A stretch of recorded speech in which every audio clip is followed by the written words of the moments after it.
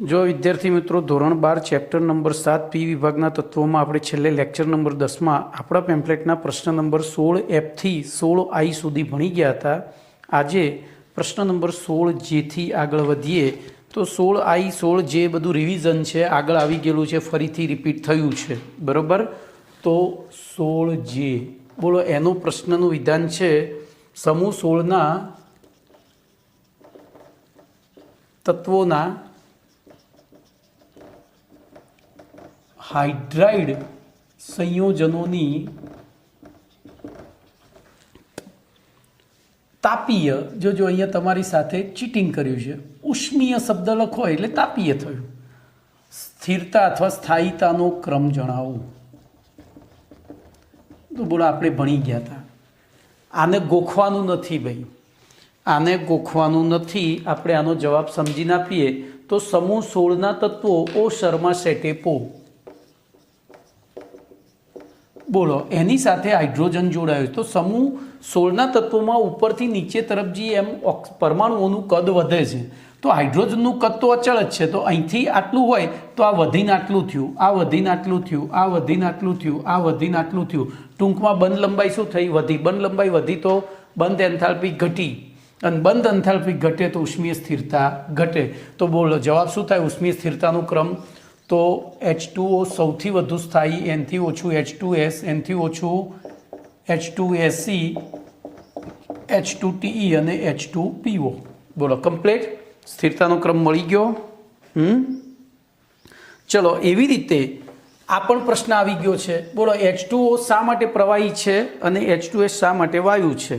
तो 16K बोलो H2O प्रवाही छे ज्यारे H2S वायु छे। कारण आपो तो एनु कारण एक ज छे, H2O ना जत्थामां प्रबल आंतराणवीय H बंध रचाय छे ज्यारे आमां रचातो नथी। हवे वांडरवाल्स तो बधायमां होय, ध्रुवीयता बंनेमां छे, पण तेम छतां अहींया H बंधनी हाजरीना कारणे आ प्रवाही अवस्था धरावे छे, ज्यारे आ एनी गैरहाजरीना कारणे वायु अवस्था धरावे छे। बोलो कम्प्लीट। तो आवुं लखी देवाय। चलो तो एमां बधुं डिटेलमां लख्युं छे, तमे समजी जशो। जो पहलुं कारण आपणे विचारीने ज चालीए। चलो वांडरवाल्स तो बंनेमां होय, पछी द्विध्रुवीय आकर्षण बळ तो आमां वधारे होय, आमां ओछुं होय। केम आमां वधारे होय भाई? तो ऑक्सिजनमां सल्फर करता ऑक्सिजननी विद्युत ऋणता वधारे छे अने एच बंध तो बोलो अहींया होय ने अहींया ना होय। तो बोलो कुल आकर्षण बळ केटलुं थयुं? तो अहींया 4 थयुं, 1 2 3 ने 4, ज्यारे आमां 2 थयुं। अने एना कारणे आ कुल आकर्षण बळ वधारे होवाथी, आंतराणवीय आकर्षण बळ वधारे होवाथी आ प्रवाही अवस्था धरावे छे, ज्यारे आ ओछुं होवाथी वायु अवस्था धरावे छे। चलो ध्यान राखजो। हवे बीजी वस्तु, H2O प्रवाही छे ज्यारे H2TE घन छे। बोलो तो एना कारणमां शुं लखशो? एवी रीते आ पण घन छे, आ वायु छे ज्यारे आ घन छे, तो एमां शुं लखवानुं? तो वांडरवाल्स। जो आमां वांडरवाल्स छे पण आमां खूब ज वधारे छे। केम वधारे छे? तो ऑक्सिजन करता टेल्युरियम खूब ज मोटो परमाणु छे, वળી एमां आवेला इलेक्ट्रॉननी संख्या वधारे छे, तेथी H2O करता H2TE अणुनुं कद खूब ज मोटुं थाय अने कद खूब ज मोटुं थाय तो सेंड प्रमाणे बोलो शेपनी असर ना थाय, एरिया वध्यो, नंबर ऑफ इलेक्ट्रॉन वध्या तो आ वधी गयुं। खबर पड़ी गई? अने एना कारणे जो अहींया H बंध छे अहींया नथी, तेम छतां आ आकर्षण बळ 2 एकम ध्रुवीयता आपणे जोईए तो ध्रुवीयता छे। चलो ध्रुवीयता तो बंनेमां छे अने H बंध तो आमां छे आमां नथी, तेम छतां कुल आकर्षण बळ अहींया शुं थयुं? वधी गयुं। कोना कारणे? तो मैं आगळना लेक्चरमां समजाव्युं हतुं। बोलो तमने एमसीक्यू पूछाय H2TE नी घन अवस्था शेने आभारी छे? तो 4 ऑप्शन आप्या होय। वांडरवाल्स अति प्रबळ वांडरवाल्स आकर्षण बळना कारणे, अति प्रबळ द्विध्रुवीय आकर्षण बळना कारणे, अति प्रबळ H बंधना कारणे अने आपेल बधा ज। तो जवाब आवे अति प्रबळ वांडरवाल्स आकर्षण बळना कारणे। ओके भाई, सोचो इतना आवड़ेगा, सोचो, सिर्फ सोचो। क्या क्या मैंने हिंदी में पवन आवे हूँ થોડું હસી લેવાનું યાર, ક્લાસમાં હસતા હતા એમ, 12મા તો મને લાઈવમાં જોયેલો છે. ચલો એના પછી તો પ્રશ્ન નંબર 16 કે પૂરો થયો. હવે 17ની વાત કરીએ. 17A તો ઓક્સિજન વાયુની બનાવટ જણાવો. ડાયઓક્સિજનની બનાવટ જણાવો. બોલો, આ ડાયઓક્સિજનની બનાવટ પ્રયોગશાળામાં અને ઉદ્યોગોમાં એમ બે રીતે જોવી પડે. તો પહેલી આપણે જોઈશું પ્રયોગશાળામાં. તો પ્રયોગશાળામાં કોઈ પણ સક્રિય ધાતુનું અને ઊંચી ઓક્સિડેશન અવસ્થા ધરાવતું ઓક્સિજનયુક્ત કાર્બનિક સંયોજન લઈ લઈએ. સક્રિય ધાતુનું એટલે કે અથવા એનએનું ધ્યાન રાખજો. તો ઊંચી ઓક્સિડેશન અવસ્થા એમાં કેન્દ્રીય પરમાણુની ઊંચી ઓક્સિડેશન અવસ્થા હોય એવું KNO3 અથવા NaNO3 અથવા KClO3, બરોબર. આમાં NaClO3 સોડિયમ ક્લોરેટ. પછી બીજું કયું લઈશું? KMNO4, બરોબર. તો આવા જે સંયોજનો છે એમને ગરમ કરો એટલે એમનું વિઘટન થાય અને વિઘટન થઈ જોજો અહીંયા આપણને O2 વાયુ, બધામાં O2 વાયુ મળે. અહીંયા KNO2 બને ને હાફ O2, અહીંયા NaNO2 બને ને હાફ O2, અહીંયા KCl અને O2, અહીંયા NaCl અને O2, અહીંયા છે ને થોડું MnO2 અને એ રીતે 3 વસ્તુ બનતી હોય છે. KO2, MnO2 અને O2, આ રીતે બેલેન્સ આપણે જાતે કરવાનું, બરોબર. K2O,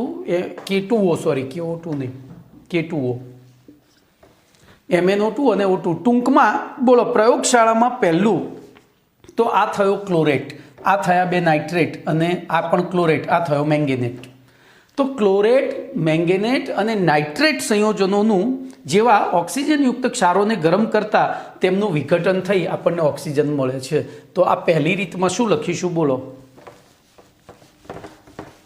શું લખીશું? તો નાઇટ્રેટ શબ્દોમાં જ લખજો. નાઇટ્રેટ, ક્લોરેટ અને મેંગેનેટ જેવા ક્ષારોને ગરમ કરતા તેનું વિઘટન થઈ O2 મળે છે, બરોબર. દાખલા તરીકે KClO3 ને ગરમ કરીએ તો KCl પ્લસ O2 પતી ગયું, બરોબર. ચલો બીજી રીત પ્રયોગશાળામાં. તો બીજી રીતમાં વિદ્યુત રાસાયણિક શ્રેણીમાં આપણે વિદ્યુત રાસાયણિક શ્રેણી, હવે જોજો ચોપડીમાં વિદ્યુત રાસાયણિક શ્રેણીમાં લેપ અક્ષામેય લેડ બબાલ જીવન કાગડો આવશે કે કોઈની ટીન લાવશે, હાય કોપરની કે ચાંદીની બકા ફૂલ, એ વિદ્યુત રાસાયણિક શ્રેણી છે. EMF શ્રેણી ઊંધી હોય એની. તો વિદ્યુત રાસાયણિક શ્રેણીમાં બોલો, સિલ્વર ક્યાં આવેલું છે? નીચે. લેડ ક્યાં આવેલું છે? નીચે, બરોબર. તો વિદ્યુત રાસાયણિક શ્રેણીમાં નીચે આવેલા ધાતુના ઓક્સાઇડ સંયોજનોની કેટલીક ઉચ્ચ ધાતુઓના ઓક્સાઇડ સાથે ઉષ્મીય વિઘટન કરતા. તો જોજો, નીચે આવેલામાં આપણે પહેલું Ag2O લઈએ અને કેટલીક ધાતુઓના ઉચ્ચતર ઓક્સાઇડ, જોજો એમાં ઓક્સાઇડ અને ઉચ્ચતર ઓક્સાઇડ. તો ઉચ્ચતર એટલે કે જેમાં વધુ ઓક્સિડેશન એટલે કે ઓક્સિજનનું પ્રમાણ વધારે હોય તો Pb3O4. બોલો, આ બે Ag2O અને Pb3O4 આ બંનેને ગરમ કરીએ તો અહીંયા શું થશે? તો આ બે તો 4Ag પ્લસ O2 એવી રીતે નીચે PbO પ્લસ O2 બને છે. PbO પ્લસ O2, તો એને બેલેન્સ કરવું હોય તો 2PbO અહીંયા 6 અને પેલું O2 થાય. એવી રીતે Hg2O જોજો, આ પણ તો Hg2O ને ગરમ કરીએ તો 4Hg પ્લસ O2, 2Hg2O ને ગરમ કરીએ તો 4Hg પ્લસ O2, બરોબર. 4Hg plus O2. ચલો એવી રીતે બોલો, PbO2 ને ગરમ કરીએ તો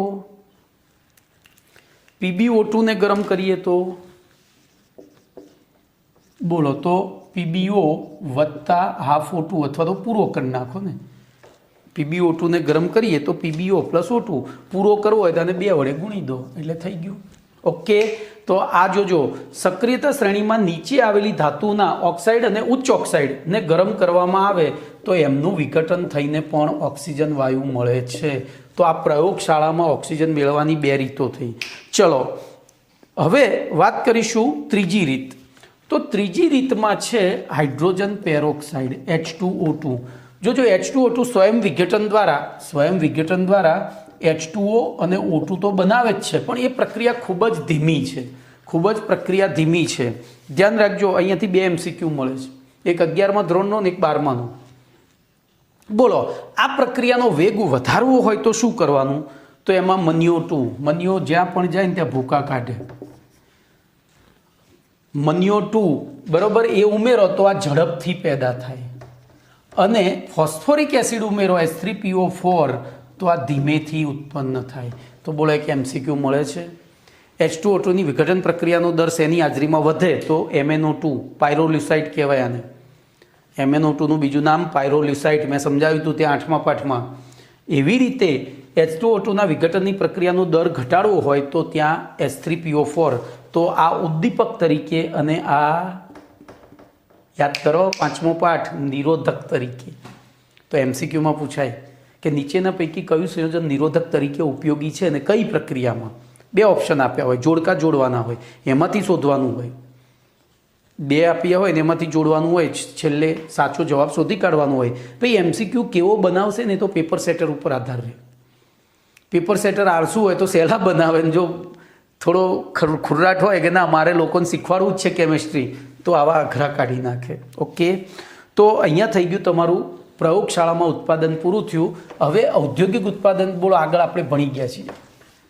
બોલો, નાઇટ્રોજનનું ઔદ્યોગિક ઉત્પાદન આપણે હવાના પ્રવાહીકરણ દ્વારા કર્યું હતું. તો એમાં બોલો બીજું શું મળતું હતું? ઓક્સિજન. તો બોલો, ઔદ્યોગિક ઉત્પાદનમાં પહેલું શું લખાય? તો હવાના અથવા તો પ્રવાહી હવાના નિસ્યંદન દ્વારા, એમ પ્રવાહી હવાના પ્રવાહીકરણ અને નિસ્યંદન. હું અહીંયા બહુ વધારે નહીં લખું, ખાલી તમને પ્રશ્ન નંબર યાદ કરાવી દઉં. તો આપણે જોઈશું એ પ્રશ્ન નંબર, તમારા પેમ્ફલેટનો પ્રશ્ન નંબર 8A છે. પ્રશ્ન નંબર 8A છે. 8A તૈયાર કર્યો તો બોલો, 8Aમાં આપણે શું લખ્યું હતું? તો એ જ વસ્તુ અહીંયા લખવાની છે. શું લખ્યું હતું? તો ડાયનાઇટ્રોજન વાયુનું વ્યાપારિક ઉત્પાદન હવાના પ્રવાહીકરણ અને વિભાગીય નિસ્યંદન દ્વારા કરવામાં આવે છે. અહીં નાઇટ્રોજનનું ઉત્કલન બિંદુ 77.2 કેલ્વિન છે અને પ્રવાહી ઓક્સિજનનું 90 કેલ્વિન છે. એટલે પહેલું કોણ બહાર આવી જાય છે? તો પ્રથમ નાઇટ્રોજન બહાર આવે, પછી ઓક્સિજન બહાર આવે, બાકીની અશુદ્ધિઓ ત્યાં પડી રહે. બોલો, અહીંયા એ જ વસ્તુ કઈ રીતે લખી છે?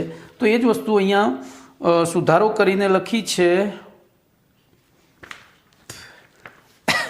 તો એમાં એવું લખ્યું છે કે હવામાંથી પ્રથમ કાર્બન ડાયોક્સાઇડ અને પાણીની વરાળ દૂર કરી લેવાની, બરોબર, અને બાકી રહેલા વાયુનું પ્રવાહીકરણ કરી ત્યારબાદ વિભાગીય નિસ્યંદન કરતા ડાયનાઇટ્રોજન અને ડાયોક્સિજન પ્રાપ્ત થાય છે. પતી ગયું.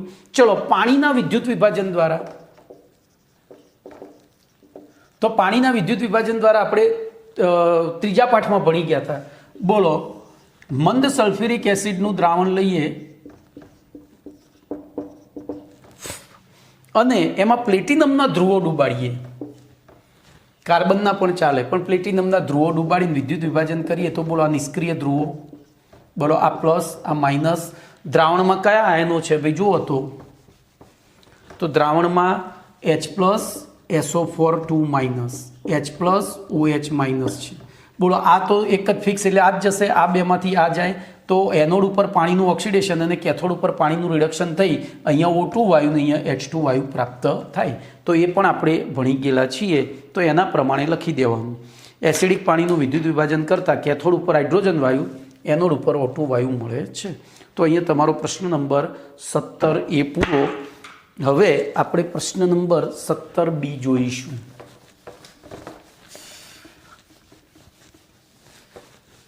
તો પ્રશ્ન નંબર 17Bનું વિધાન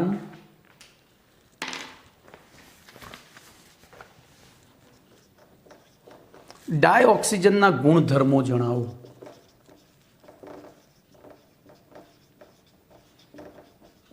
બોલો, ડાયઓક્સિજનના ગુણધર્મોમાં શું આવશે? તો સૌથી પહેલા ભૌતિક ગુણધર્મો લઈએ. બોલો, વાતાવરણમાં 20 થી 21% જેવો છે. શું લખીશું? તો રંગવિહીન, ગંધવિહીન વાયુ છે.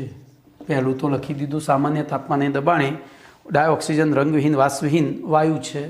તેનું ઉત્કલન બિંદુ બોલો, હમણાં જ ભણી ગયા હતા, 90 કેલ્વિન. અને ગલન બિંદુ બોલો કેટલું છે? તો 55. યાદ આવે છે? પેલાનું 66, આનું 55, પેલાનું 70, આનું 90. યાદ આવ્યું? નાઇટ્રોજનનું પેલો એટલે. પછી દ્રાવ્યતા, તો ધ્યાન રાખજો, દ્રાવ્યતા એની 293 કેલ્વિન તાપમાને અને 1 વાતાવરણ દબાણે 3.08 સેન્ટીમીટર ક્યુબ પ્રતિ 100 સેન્ટીમીટર ક્યુબ છે. બરોબર? એટલે સેન્ટીમીટર ઉડી ગયા, એટલે ટૂંકમાં જવાબ તમારો શું આવે? 3.08 જ એની દ્રાવ્યતા, અને એ સમુદ્રીય અને જલીય જીવન ટકાવી રાખવા માટે પૂરતું છે. પણ અહીંયા MCQ પૂછાય છે, કયા તાપમાને આટલી છે દ્રાવ્યતા? તો 293 કેલ્વિને. દબાણ તો એ જ છે, કયા? તો 293 કેલ્વિને, યાદ રાખજો.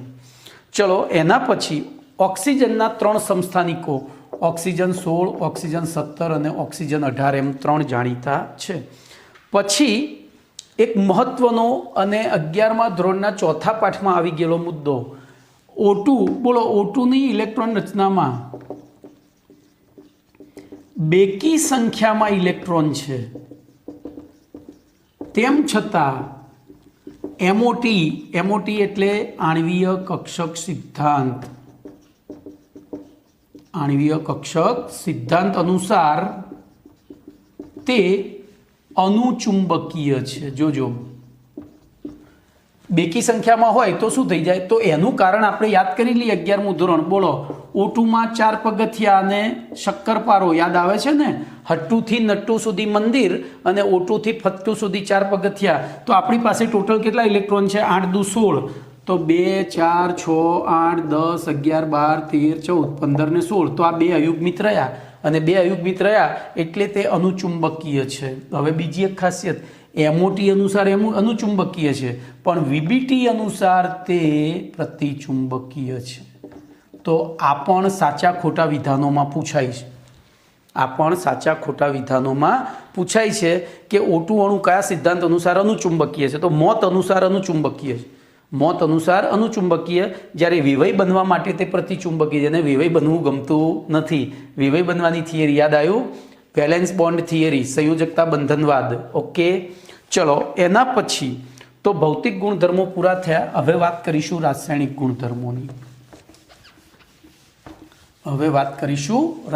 ગુણધર્મોની. તો ધ્યાન રાખજો રાગુ. તો રાસાયણિક ગુણધર્મોમાં ડાયોક્સિજન AU અને PT સિવાયની બધી જ ધાતુઓ સાથે પ્રક્રિયા કરે છે. સિવાયની બધી જ ધાતુઓ અને અધાતુઓ સાથે પ્રક્રિયા કરે છે. ખાલી આ બેની સાથે જ એ પ્રક્રિયા કરતો. ધાતુઓ ઉપરાંત જોજો, બધી જ ધાતુઓ અને અધાતુઓ ઉપરાંત જોજો, બાવાઓને છોડતો નથી. કેટલાક નિષ્ક્રિય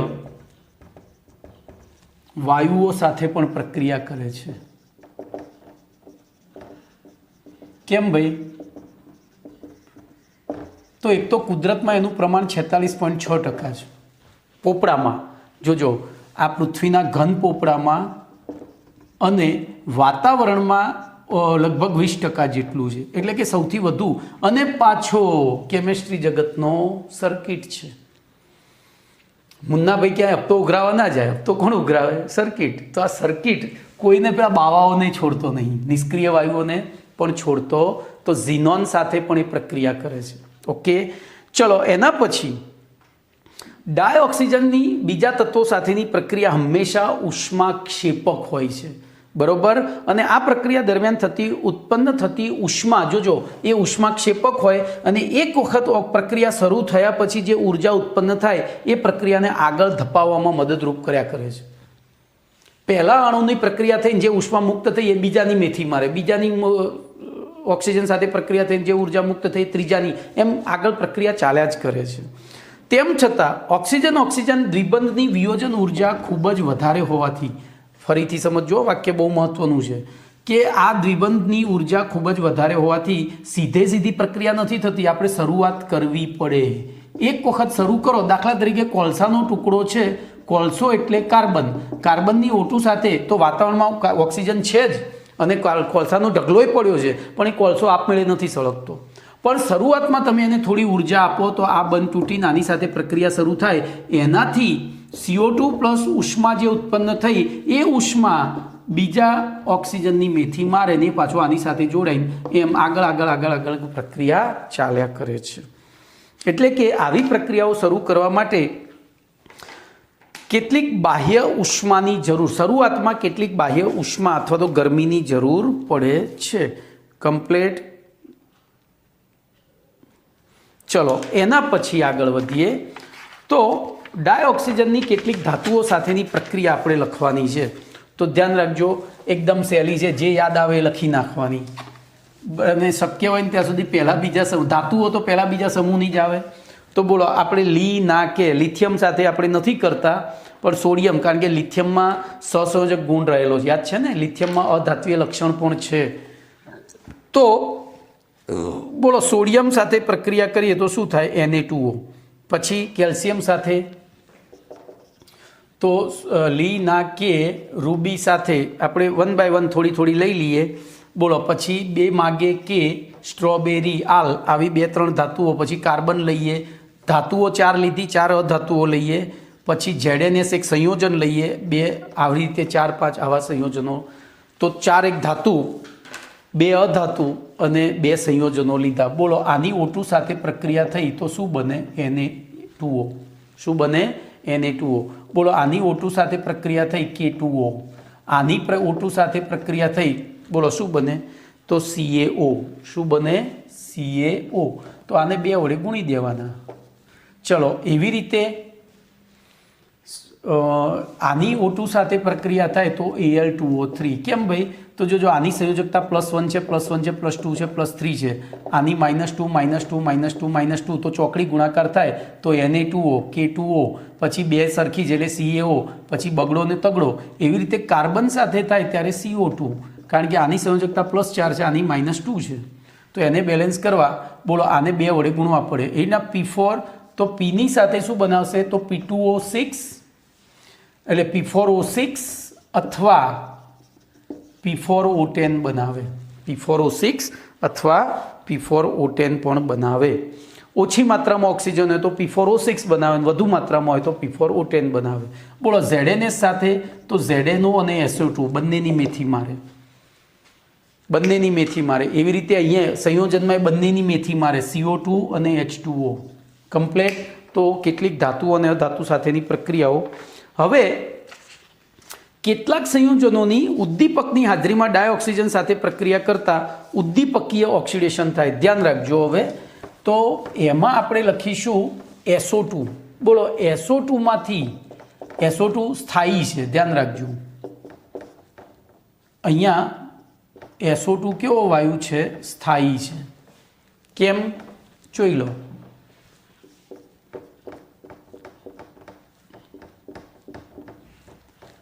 ખબર પડી? એસની બાહ્યતમ કક્ષામાં 6 ઇલેક્ટ્રોન, એમાંથી 2ની ભાગીદારી સાથે O થઈ ગયો. પછી બીજા Oએ પોતાની વધુ વિદ્યુતરણતાનો ઉપયોગ કરી સવર્ગ સહસંયોજક બંધ બનાવ્યો. બરોબર.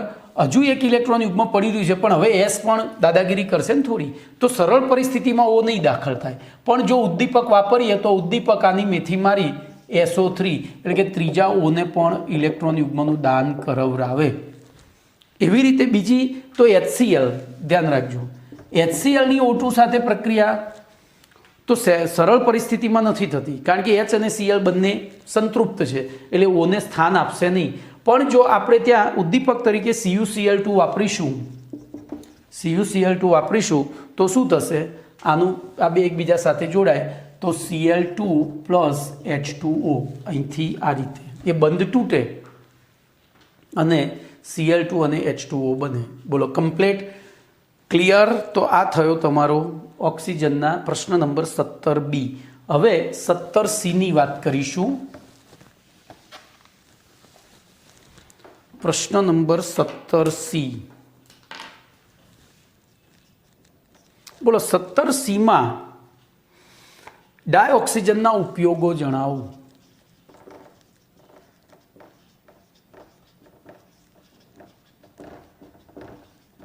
ડાયઓક્સિજનના ઉપયોગો જણાવો. તો ધ્યાન રાખજો, સામાન્ય રીતે ડાયઓક્સિજન પહેલો તો શેમાં વપરાય? તો શ્વસન અને દહન. અત્યારે હાલ જે કોરોના છે એમાં ઓક્સિજનની ઉણપના કારણે જ લોકો મરી જાય છે. ખબર પડી? કોરોના આપણા ફેફસામાં જઈને એક લેયર બનાવી દે છે અને જે ઓક્સિજન આપણે જેમ પર્ણરંધ્ર હોય ને એમ ફેફસામાં પણ રંધ્ર હોય જે ઓક્સિજન ગ્રહણ કરતા હોય. બરોબર?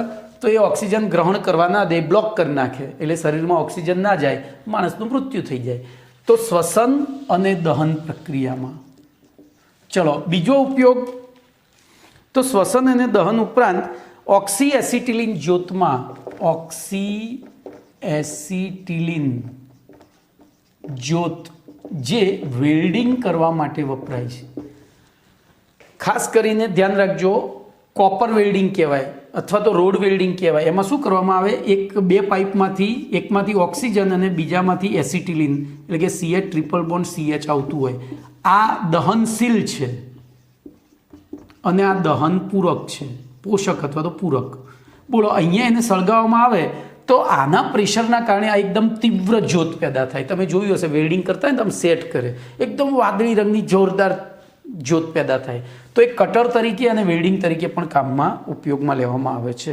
આ ઉપરાંત સ્ટીલ, તો સ્ટીલ જેવી ધાતુઓના નિષ્કર્ષણમાં, સ્ટીલના નિષ્કર્ષણમાં પણ જોજો, આગળ સ્ટીલના નિખેરણમાં નાઇટ્રોજન વપરાતો, તો અહીંયા નિષ્કર્ષણમાં, નિખેરણ એટલે ચમક આપવા માટે, નિષ્ક્રિય વાતાવરણ પૂરું પાડે એટલે શું થાય? બીજી કોઈ પ્રક્રિયા ના થાય અને સપાટી. અને અહીંયા નિષ્કર્ષણ એટલે કે બનાવવામાં, એને શુદ્ધ કરવામાં પણ O2 વપરાય છે. પછી આ ઉપરાંત ધ્યાન રાખજો, ઓક્સિજનના સિલિન્ડરમાં,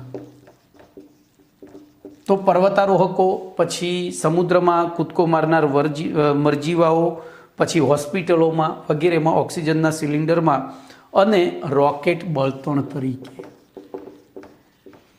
તો રોકેટ બળતણમાં ખાસ કરીને હાઇડ્રોજન N2H4 વાપરીએ ને, હાઇડ્રોજન N2H4, હવે આને NH2 લખાય, હાઇડ્રોજનને આવી ગયું છે ફિનાઇલ, આ એક H દૂર થઈને અહીંયા ફિનાઇલ ચક્ર જોડાય તો ફિનાઇલ હાઇડ્રોજન, પેલો એમોનિયા અને તેના વ્યુત્પન્નો સાથેની આલ્ડીહાઇડ અને કીટોનની પ્રક્રિયામાં હાઇડ્રેઝોન બનતો તો યાદ આવે છે.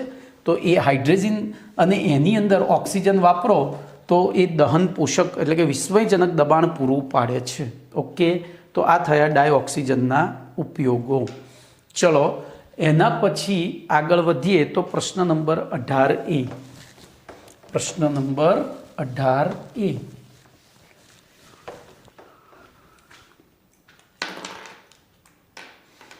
તો પ્રશ્ન નંબર 18A નું વિધાન છે,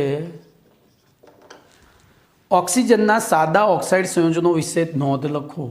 ઓક્સિજનના સાદા ઓક્સાઇડ સંયોજનો વિશે નોંધ લખો. બોલો શું કરીશું?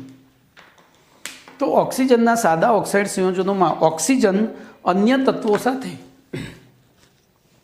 તો ઓક્સિજન અન્ય તત્વો સાથે સામાન્યતઃ દ્વિઅંગી એટલે સીધું જ ખબર પડી જાય. બરોબર? દ્વિઅંગી એટલે તો એક જ બે અલગ અલગ તત્વો ભેગા મળે તો બરોબર. તો ધ્યાન રાખજો, ઓક્સિજનના અન્ય તત્વો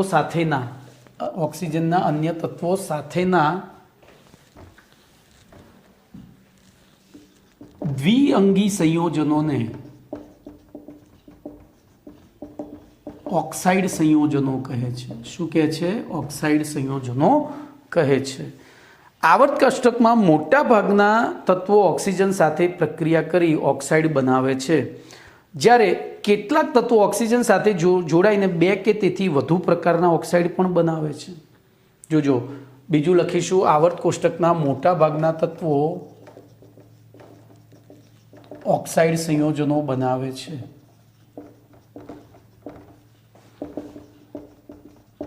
જ્યારે કેટલાક તત્વો એકથી વધુ પ્રકારના ઓક્સાઇડ સંયોજનો પણ બનાવે છે. ઓકે, હવે એમાં લખીએ દાખલા તરીકે, પછી લખીશું વિવિધ તત્વના ઓક્સાઇડ ગુણધર્મોમાં વિવિધતા જોવા મળે છે. તો વિવિધ પ્રકારના તત્વોના ઓક્સાઇડ સંયોજનોના ગુણધર્મોમાં વિવિધતા જોવા મળે છે. જેમ કે હવે ધ્યાન રાખજો, આ રીતે આપણી ચોપડી પ્રમાણે નથી લખતા, આ આપણે લખીએ છીએ આપણી બુદ્ધિ પ્રમાણે, કારણ કે આપણે એમાં પૂરા માર્ક્સ મેળવવા છે. તો ધ્યાન રાખજો, ધાતુના ઓક્સાઇડ સ્વભાવે બેઝિક હોય છે. હું આગળ શબ્દ લખું છું સક્રિય ધાતુ, બરોબર, અને તેમાં ધાતુનું ધાત્વીયપણું વધે તેમ તેમનો બેઝિક સ્વભાવ વધે છે. દાખલા તરીકે બોલો, ઉદાહરણમાં આપણે શું લખીશું? તો MgO, પછી Na2O, K2O વગેરે બેઝિક છે, જેમની બેઝિક પ્રબળતાનો ક્રમ, બોલો શું થશે? બેઝિક પ્રબળતાનો ક્રમ શું થશે? બોલો, આમાં સૌથી વધુ ધાત્વીય ગુણ કોનો છે? Kનો.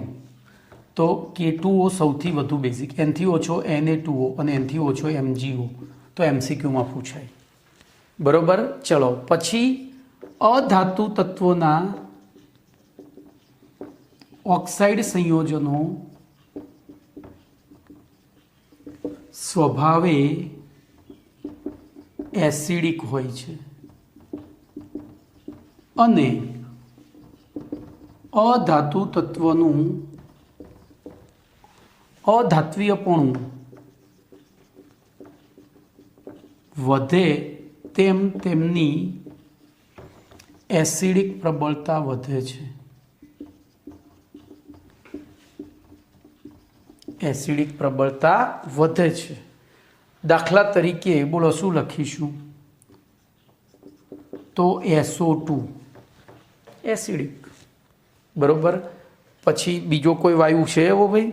તો Cl2O7, પછી CO2, N2O5 વગેરે, બરોબર. પણ હવે ધ્યાન રાખજો, આમાં અહીંયા એક SO2 જ અપવાદ છે.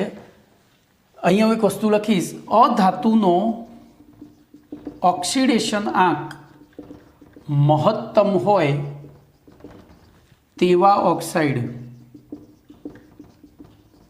સ્વભાવે એસિડિક હોય છે, બરોબર. મહત્તમ હોય તેવા એસિડ સ્વભાવે, બરોબર. તો મહત્તમથી ન્યૂનતમથી વધુ હોય એવું મારે લખવાનું હતું, સોરી હો, ન્યૂનતમથી વધુ હોય.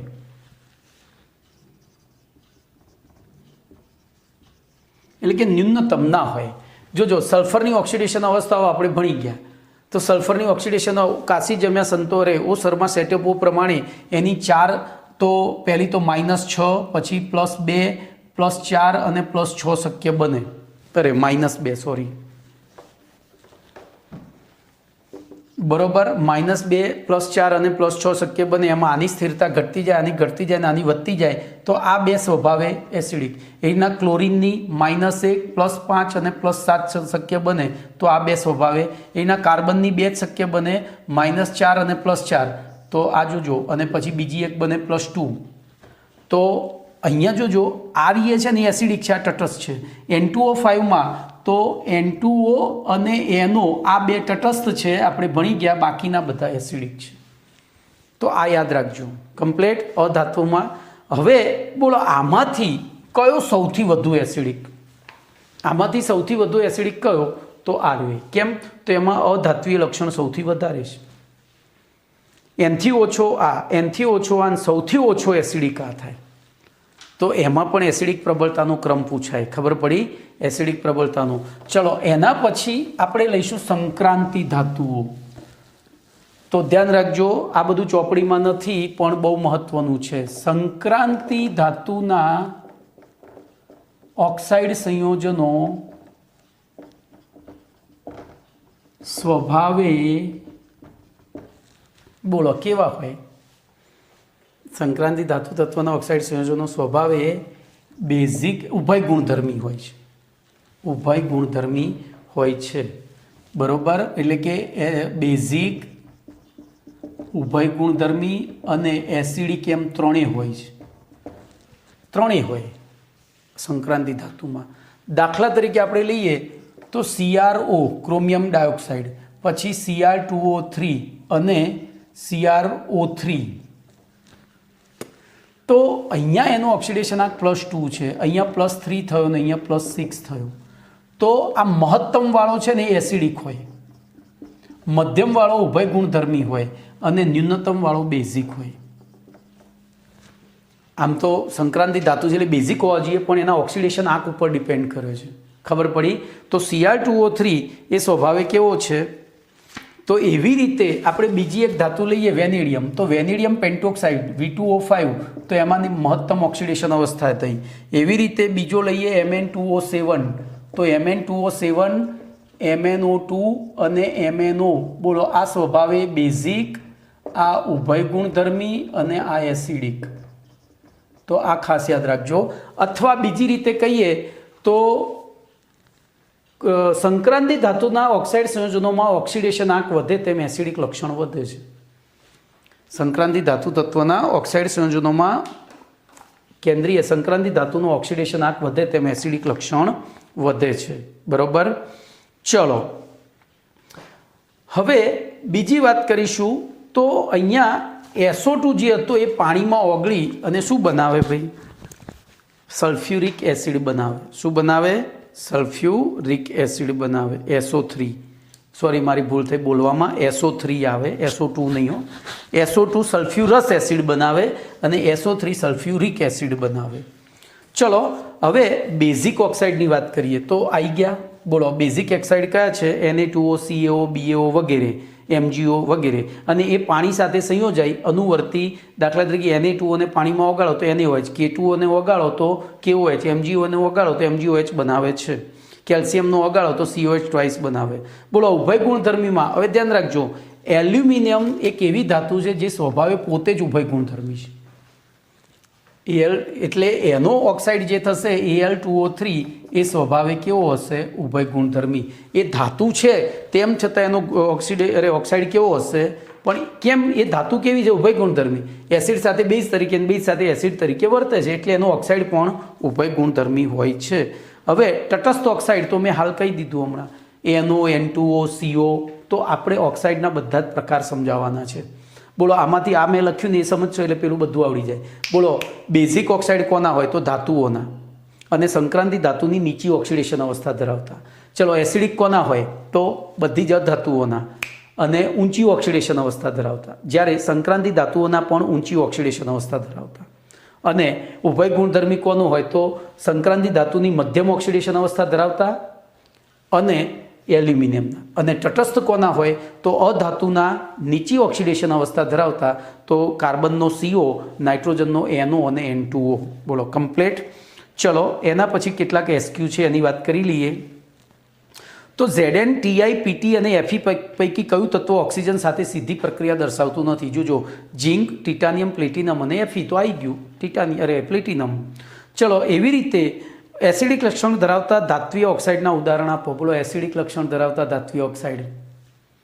તો ધાત્વીય કીધું છે એટલે સંક્રાંતિ ધાતુના લેવા પડે, અને એસિડિક કીધા છે એટલે ઊંચી. તો CrO3, V2O5 અને ત્રીજું લઈ લઈએ Mn2O7. એવી રીતે તટસ્થ લક્ષણ ધરાવતા અધાત્વીય ઓક્સાઇડના, તો તટસ્થ લક્ષણવાળા અધાત્વીયમાં CO, NO અને N2O જ આવે. એવી રીતે ઉભય ગુણધર્મી ઓક્સાઇડના ઉદાહરણમાં Al2O3, Cr2O3 અને MnO2 પણ આવે છે ભાઈ. ચલો, એના પછી એક પ્રક્રિયા છે C2H4 + O2 એ પૂર્ણ કરવાની છે. તો મેં તમને કહેલું છે, અહીંયા ધ્યાન રાખો ને લખી નાખીએ.